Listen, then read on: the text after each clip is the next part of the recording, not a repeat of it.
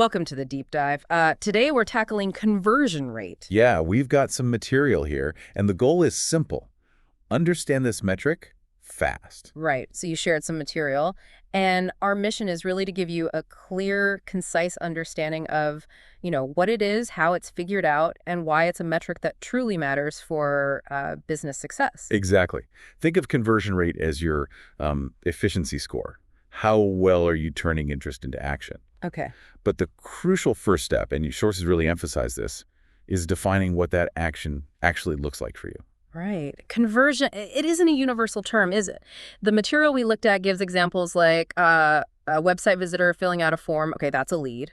Or someone buying a product on an e-commerce site that's clearly a sale. Yep, the obvious one. But it could also be someone like engaging with content if your revenue comes from ads. Or maybe even just signing up for an email list. Absolutely. Those can all be valid conversions. The key thing, like you said, is you need to nail down what a conversion means for your specific goals. Page 2 and 3 of that article really hammered this home. Okay, so define it first. Then what? How do we actually calculate the rate? Well, once you've defined that conversion, calculating the rate is pretty straightforward, actually. It's the number of those conversions divided by the total number of people who had the opportunity to convert. So the article gives that example. Oh, yeah, the August numbers. Right. August 2022, 1,122 website visits, and they got 61 contact form submissions. So 61 divided by 1,122. Gives you 5.4%. That's your conversion rate for that specific goal. Found that on page 5. Okay, simple division.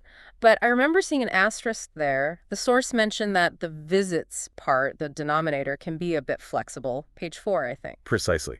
That's a really important nuance. Whether you use total visits or maybe unique visitors or even clicks from an app, it depends on your analytics platform and what you're actually trying to measure, your KPIs. KPIs, key performance indicators.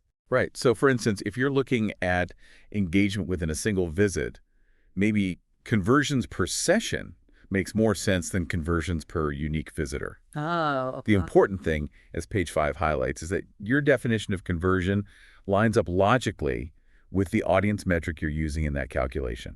Apples to apples. Makes sense. Okay, so we can calculate it, but maybe step back a bit. Why should our listener even care about this number? Why calculate it?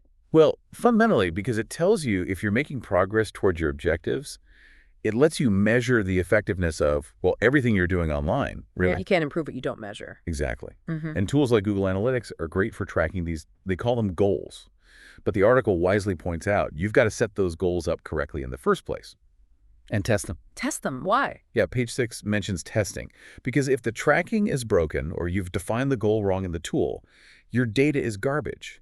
You might think your conversion rate is 10% when it's actually 1%, or vice versa. You need reliable data. Okay, reliable data is crucial. Now, the material also talked about segmentation, slicing and dicing the data. How does that help? Oh, hugely. Segmentation is like using a magnifying glass.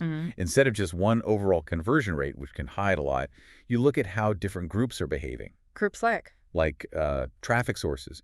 Is search traffic converting better than social media traffic? Yeah. Or device types, mobile versus desktop, or even drilling down into specific campaigns or the pages people visited before converting. Pages 6 and 7 cover this. And knowing that helps how? Because it pinpoints where the problems or the successes are. If, say, mobile traffic from Facebook converts really poorly, that's not just a statistic, it's an insight. It tells you, hey, maybe I need to look at my mobile landing page for Facebook ads, or is the audience I'm targeting on Facebook actually interested? It guides your optimization efforts. Got it. So that leads right into improving the rate. We've got the rate, we've maybe segmented it. How do we actually make those numbers go up? Yeah, so the sources basically point to two main levers, two big areas to work on. Page 7 introduces this. First, your traffic sources. Who are you bringing to the site? And second, what happens once they are on your site? That's conversion rate optimization, or CRO. Okay, let's break that down. Traffic sources first. Right. So here, it's about attracting the right people. Are you targeting the right keywords in your search ads? Is your ad creative, compelling to the audience you want? Are you wasting money on clicks that will never convert? Page 8 talks about this.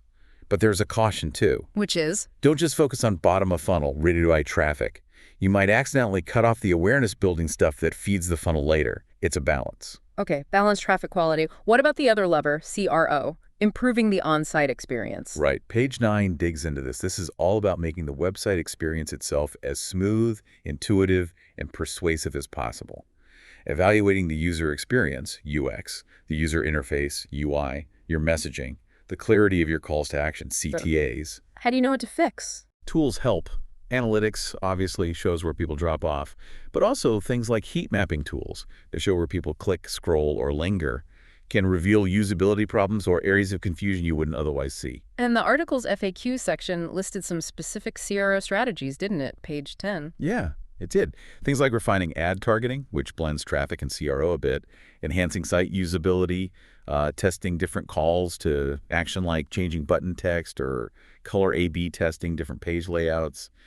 Basically, systematically trying things and measuring the impact. A/B testing sounds crucial there. Definitely. You test variant A against variant B and see which one converts better, data-driven decisions. One last point from the material, page 11, I think. It mentioned revisiting your conversion metrics over time. Why is that important? Feels like once you define it, you're set. Not necessarily. Your business objectives might change. Maybe initially, leads were key, but now profitability per sale is more important. Or market conditions shift. So what constitutes a meaningful conversion might also change. Regularly reviewing, and if needed, redefining these metrics ensures you're always measuring what truly drives your current goals. Okay, that makes a lot of sense. So wrapping this up, the key takeaways seem to be, first, you absolutely have to clearly define what a conversion actually means for you. It's specific. Step 1. Second, calculate the rate accurately, paying attention to both the conversions and the audience metric you use. Get the math right and be consistent. Third, use segmentation. Slice that data to understand the nuances. Where are things working, where aren't they? Find the insights, yeah. And fourth, actively work on improving things by focusing on both getting the right traffic and optimizing the on-site experience through CRO. Exactly. It's a continuous cycle. Yeah. Measure, analyze, optimize, repeat. So a final thought, maybe building on that.